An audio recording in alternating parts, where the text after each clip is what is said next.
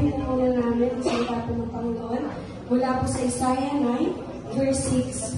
Sapagkat isinilang isang sanggol na lalaki para sa atin, ibibigay sa kanya ang pamamahala at siya'y tatawaging kahangahangang tagapayo, makapangyarihang Diyos, walang hanggang Ama at Prinsipe ng kapayapaan. Purihin po ang Panginoon.